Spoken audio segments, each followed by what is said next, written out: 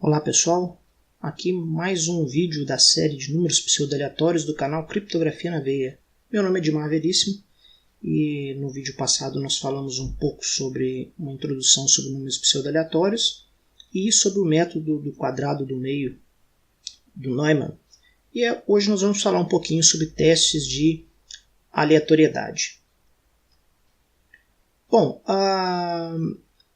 existem muitos testes de aleatoriedade hoje em dia, alguns simples, outros bastante complexos, que pertencem mais à área da estatística, mas aqui nós vamos enfatizar em 5 testes simples que permitem não dizer se uma sequência é ou não aleatória, mas descartar aquelas que não são, porque não existe um teste, uma bateria de testes que possa assegurar com toda certeza se uma determinada sequência é de fato aleatória.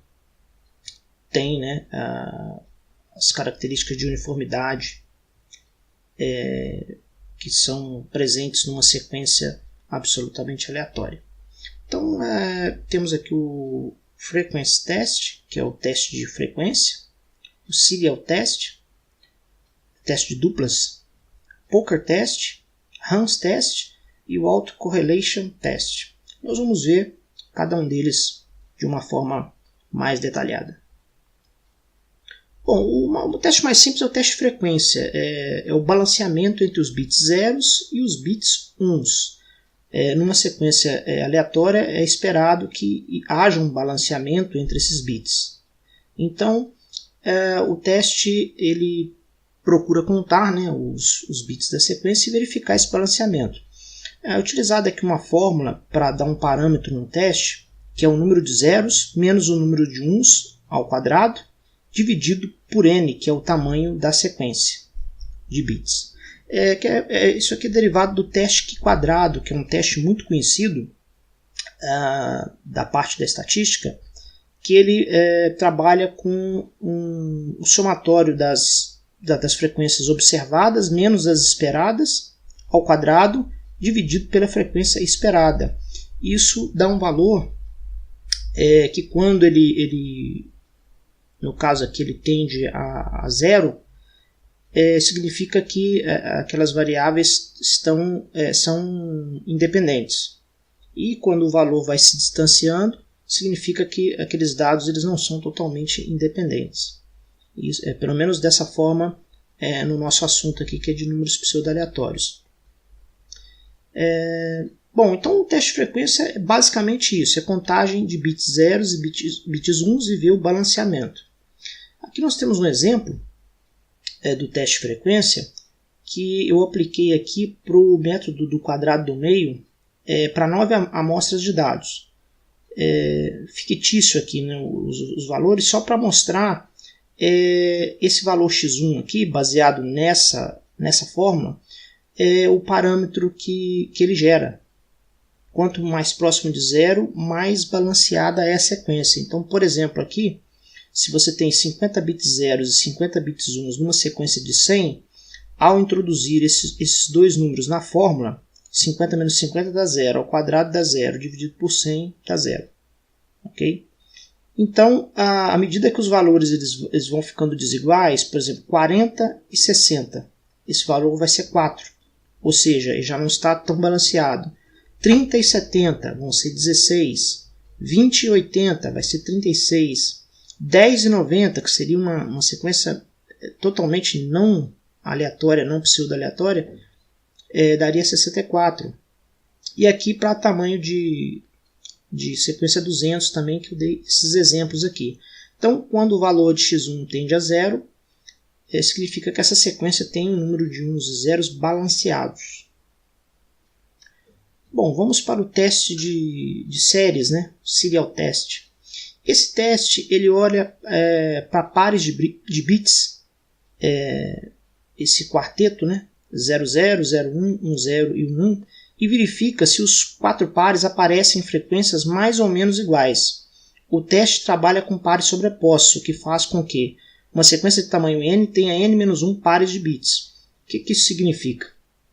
Por exemplo, eu dei aqui um exemplo de uma sequência binária e aqui contando aqui as primeiras séries. Por exemplo, a primeira seria 1, 1, ok.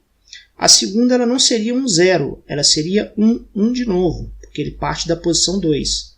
Partindo da posição 3, temos 1 e 0 aqui. Partindo da posição 4, 0 e 1. E finalmente partindo da posição 5, 1 e 0.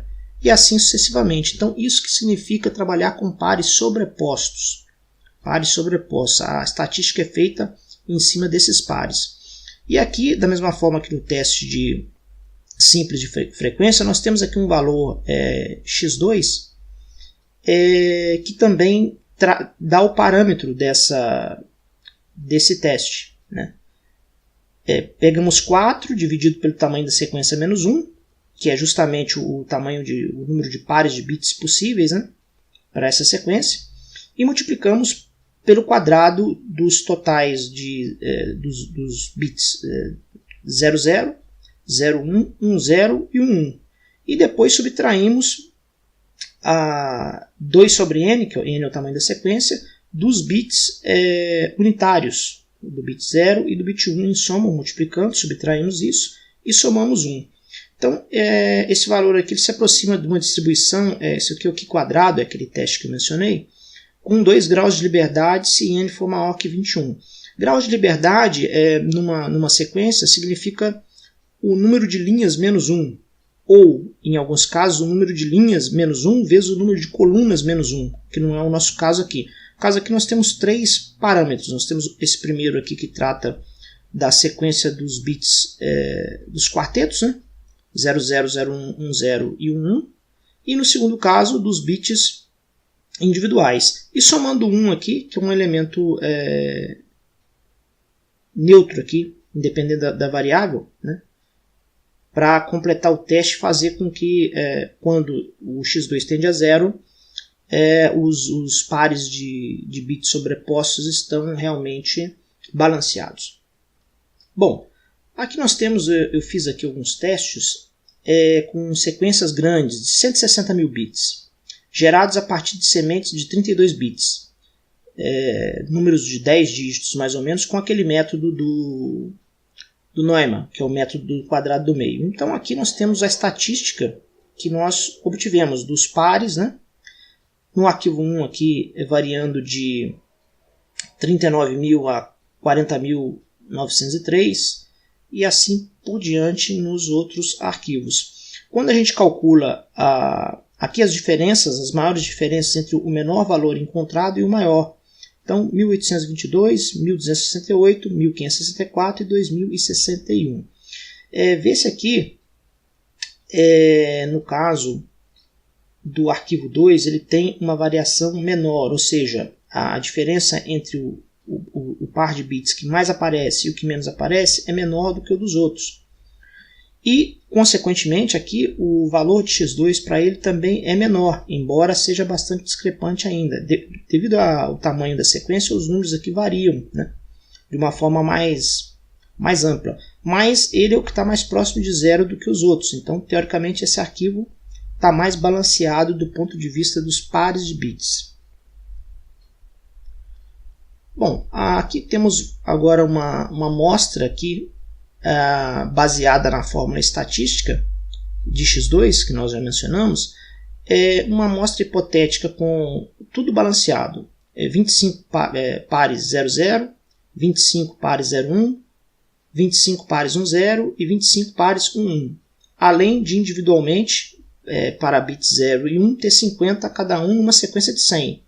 Quando a gente calcula o valor x2 baseado nessa fórmula aqui, onde n é o tamanho da sequência, aqui, e aqui nós temos o quadrado dos pares de bits e aqui o quadrado dos bits. Em soma e multiplicação dentro dessa fórmula, nós atingimos esses valores aqui.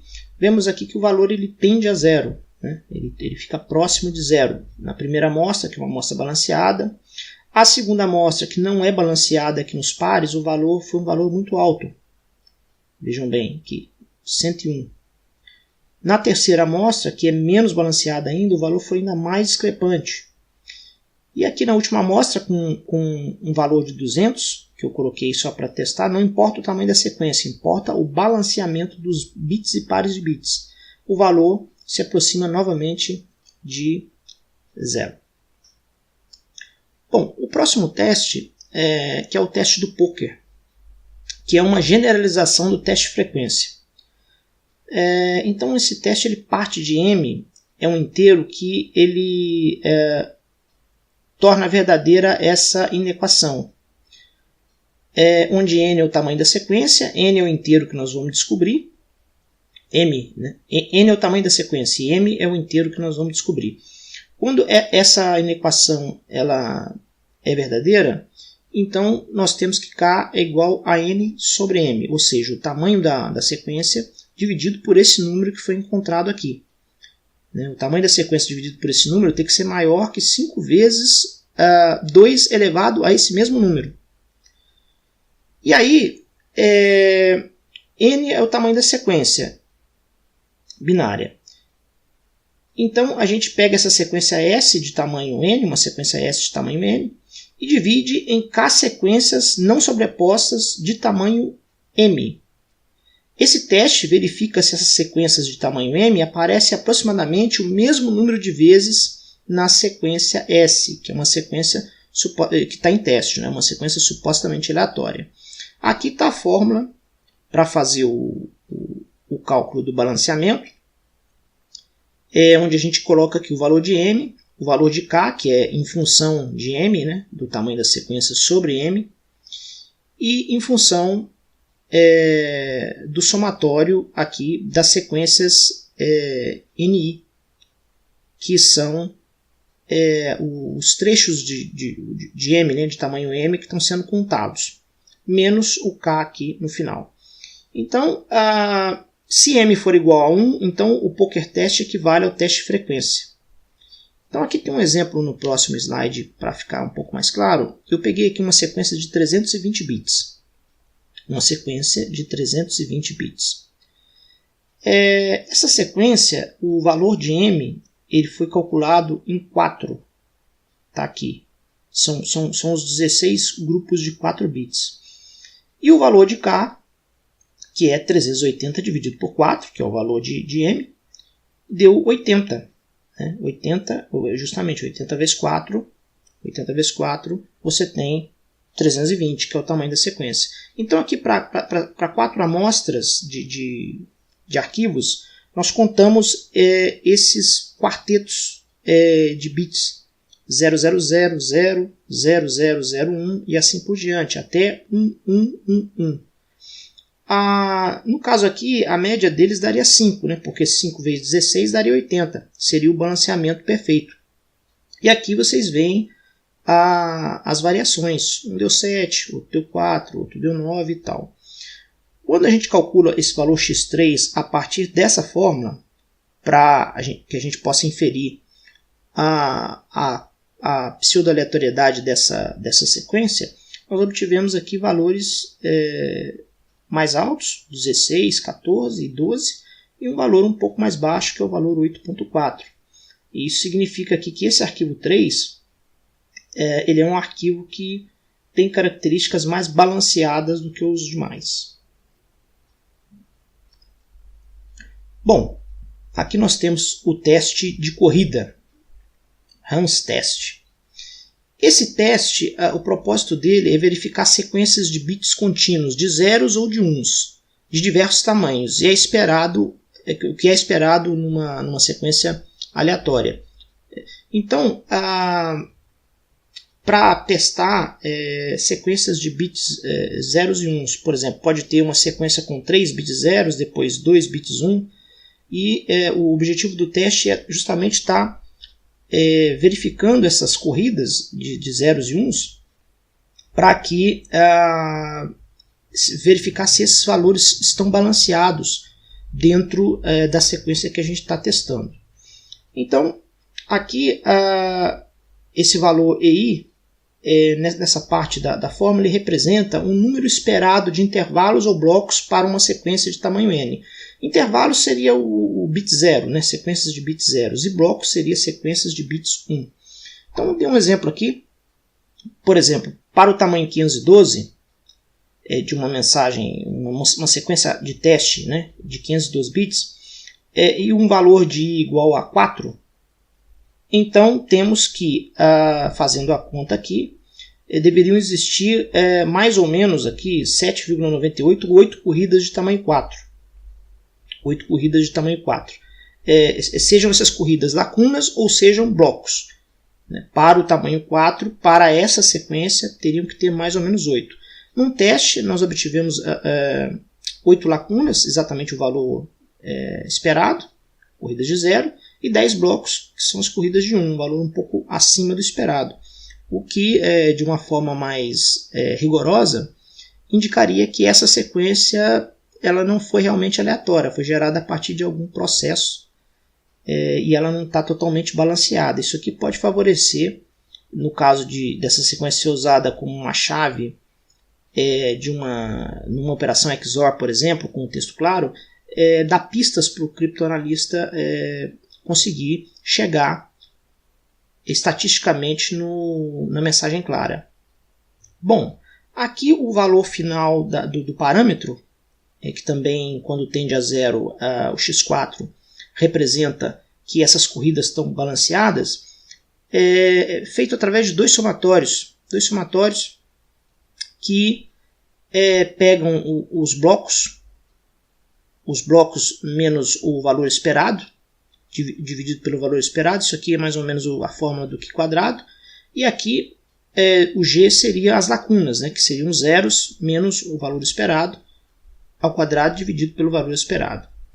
No próximo slide eu coloquei aqui alguns valores. Aqui tem a sequência que eu utilizei para fazer aquele teste anterior, uma sequência de 320 bits.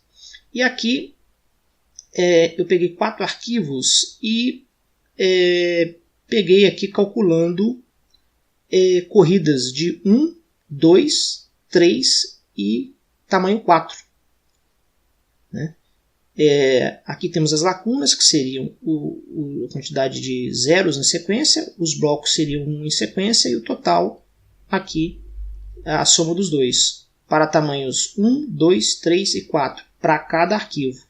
E aqui quando a gente faz a estatística, baseado naquela fórmula que foi apresentada antes, que é essa fórmula aqui, esse somatório basicamente um teste Q quadrado para os blocos somando com as lacunas, nós obtemos valores altos, por exemplo, do arquivo 3 aqui, um valor realmente muito alto, que indica uma sequência muito ruim, e valores mais baixos, o valor 4 aqui, por exemplo, um valor mais próximo de 0, que mostra que a sequência tem valores mais balanceados. De fato, quando a gente olha aqui do ponto de vista numérico, total aqui de quase 120, daria mais ou menos 60 para cada um, para zeros e uns, em corridas de tamanho 1. Corridas de tamanho 2 aqui também daria mais ou menos 32, então está bem balanceado. Aqui daria mais ou menos 16, então está um pouco balanceado também. E aqui daria, nas corridas de tamanho 4, tanto lacunas quanto blocos, tamanho 6. Então esse arquivo aqui, 4, está bem mais balanceado que os demais, que estão com valores mais discrepantes. Bom, agora temos aqui o teste de autocorrelação.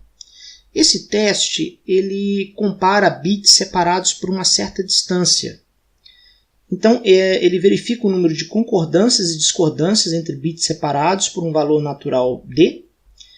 E esse valor d ele pode ser de 1 até o tamanho da sequência dividido por 2, sendo aqui o n o tamanho da sequência, justamente porque ele pega, por exemplo, o primeiro bit, suponhamos que d seja n sobre 2, ele vai pegar na metade o bit 1 comparando com o bit que está na metade da sequência.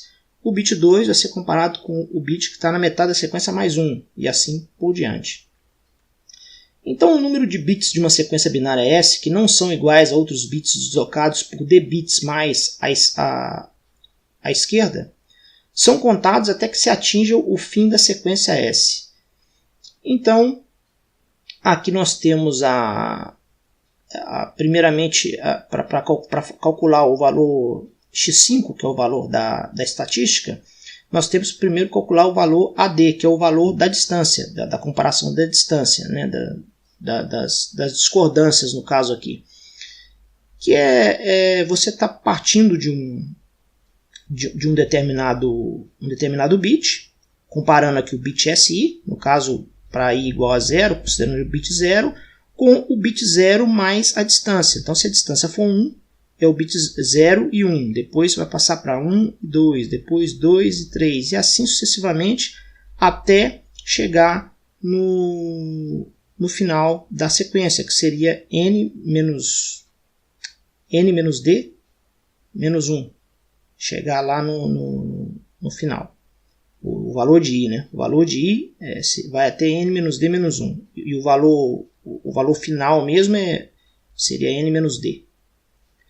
Bom, e calculado isso para uma certa distância, suponhamos que eu calcule aqui para uma distância 8, né?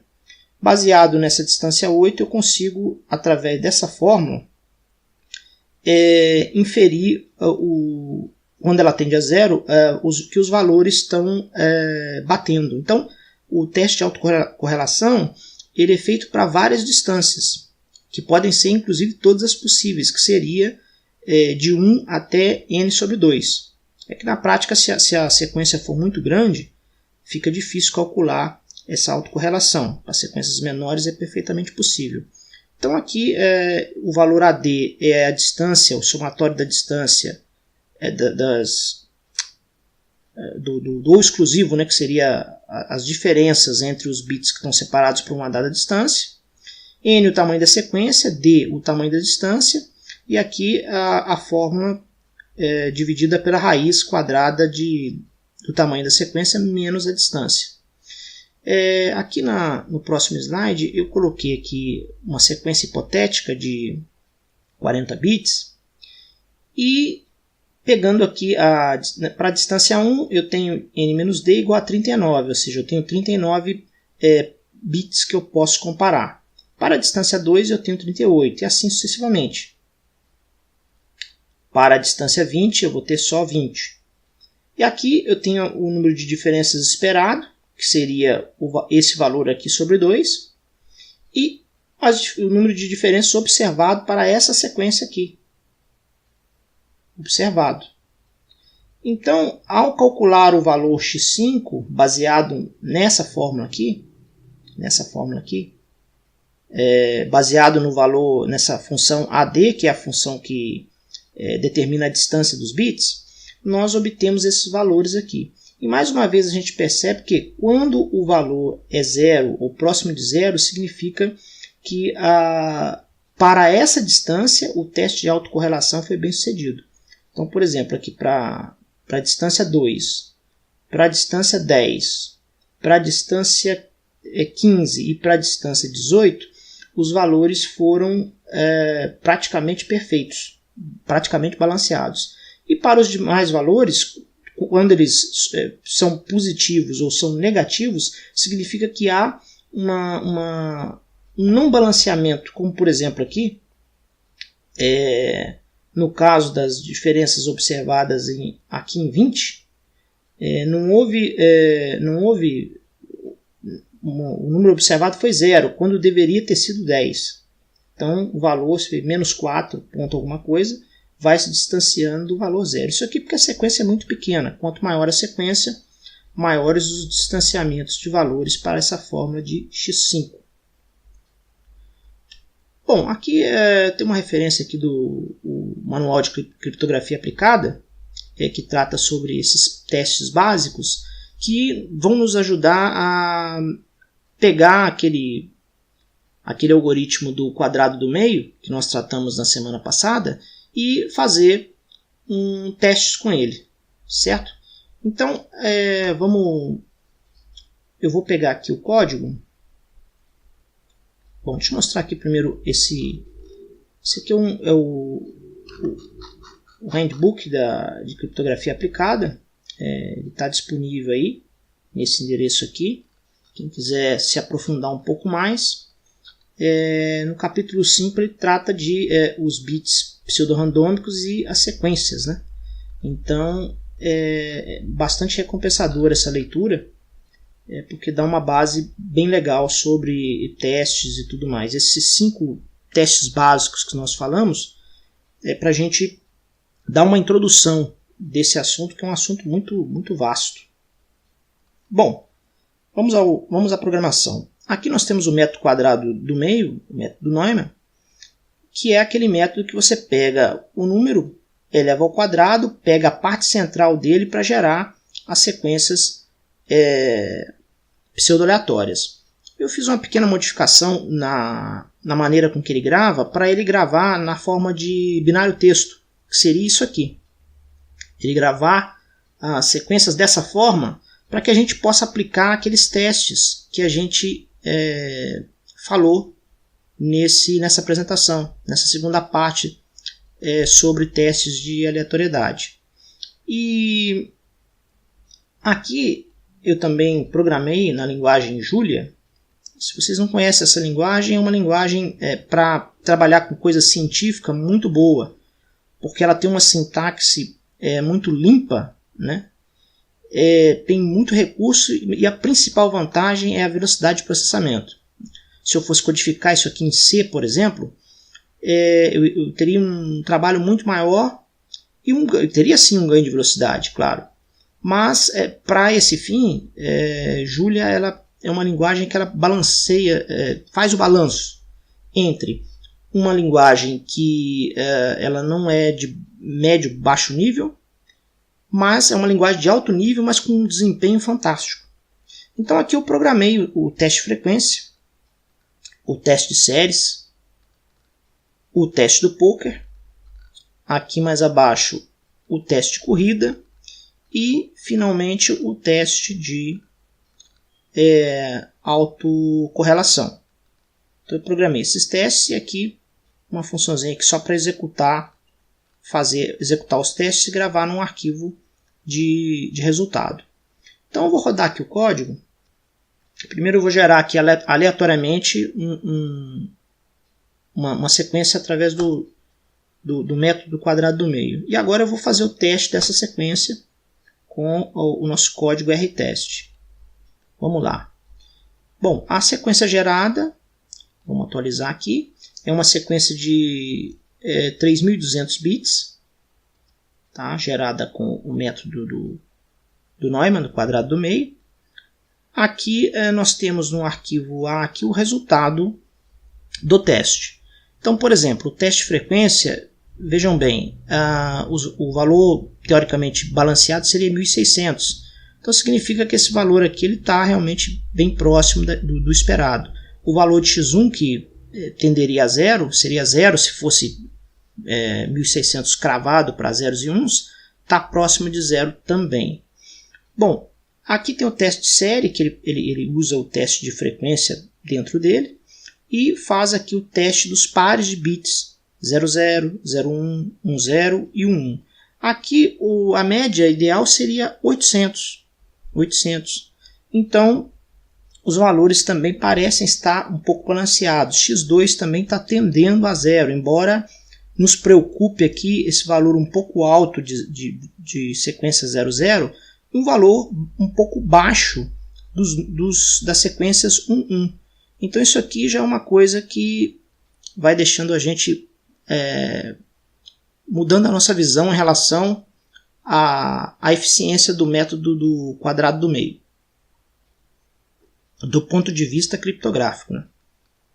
Bom, o teste do poker, que é aquele teste que trabalha com determinadas sequências, uma sequência de tamanho fixo, toda ela. Então, por exemplo, aqui para essa sequência de 3.200 bits, o número m calculado deu 6. Então eu tenho aqui todas as sequências de 6 bits possíveis, que são 64, né? Que é 2 elevado à sexta. A média para cada uma dessas sequências, a média esperada seria mais ou menos 8.3, ou 8 para esse tamanho de sequência de 3.200 bits, mais ou menos essa média. Então aqui nós temos valores altos, né? Por exemplo, 13, 12, valores que estão destoando bastante, 16, por exemplo, e que dão um indicativo para a gente de que essa sequência não está uma sequência muito legal. Quando a gente vai fazer estatisticamente calcular o resultado estatístico do teste, deu um valor 75, ou seja, esse valor aqui deveria tender a 0. Então deu um valor muito alto. Então a gente pode dizer que essa sequência aqui, está reprovada no teste do poker. Ela foi reprovada no teste do poker, não foi bem sucedida. Teste de corrida. Teste de corrida é aquele teste que vai fazer para esse tamanho de sequência. Nós pegamos aqui corridas de tamanho 1 até tamanho 7. Tanto corridas de 0, chamadas lacunas, quanto corridas de 1, chamadas de blocos. Então, aqui nós temos um total de 787 corridas de tamanho 1 e que é um valor que está mais ou menos balanceado quando a gente olha aqui a contagem de zeros e de uns para o tamanho da sequência. E assim por diante aqui para os tamanhos de 2, das corridas de 3 até 7. E quando a gente soma todas as corridas de tamanho 0, que contém 0, né, todas as lacunas com tamanho de 1 até 7, e todas as corridas, todos os blocos com tamanho de 1 até 7 também, que são corridas de 1, nós temos aqui valores relativamente próximos. E o total de corridas é mais ou menos a metade do tamanho da sequência, o que é o valor esperado. Aqui, por exemplo, o valor aqui para corridas somente de 0 e 1 seria mais ou menos 1/4, que daria 800. Então, valores próximos também aqui do que é esperado, né? Seria 800, 400, 200, 100, 50, 25 e aqui 12,5. O valor de x4 é um valor que fica um pouco discrepante, um pouco alto, quando ele deveria tender mais ou menos a 0, e mas ele não destoou tanto nesse teste de corrida. Não destoou tanto. Bom, e aqui o teste de autocorrelação, que eu fiz aqui até, salvo engano, 320 de distância. Né? Então, voltando aqui para o começo, então, por exemplo, para a distância 1, eu teria que ter mais ou menos 1.600 discrepâncias e 1.600 concordâncias, o que daria o tamanho da sequência de 3.200. Então, o valor aqui ele ficou realmente próximo de 0. Próximo de 0. Então, os valores aqui para frente também, alguns destoaram mais, outros destoaram menos, mas, de uma maneira geral, parece que estão mais ou menos balanceados. Mais ou menos balanceados. Apesar de que alguns, aqui, por exemplo, de 1.600, teve uma queda, uma subida e tal. Do ponto de vista criptográfico, seria prudente não reprovar, né, essa sequência do ponto de vista criptográfico. Do ponto de vista de simulação e tal, poderia funcionar, né, até bem. Bom, então esse foi o vídeo de hoje, que já está bastante longo. Eu tentei falar um pouco rápido aqui, talvez até tenha me atropelado um pouco. Para a gente passar no próximo vídeo a tentar responder aquelas questões sobre o método quadrado do meio e também a propor alguma melhoria no sentido de melhorar o resultado desses testes básicos. Então, um abraço a todos e até o próximo vídeo dessa série, que está agora na parte 2, se Deus quiser. Tchau.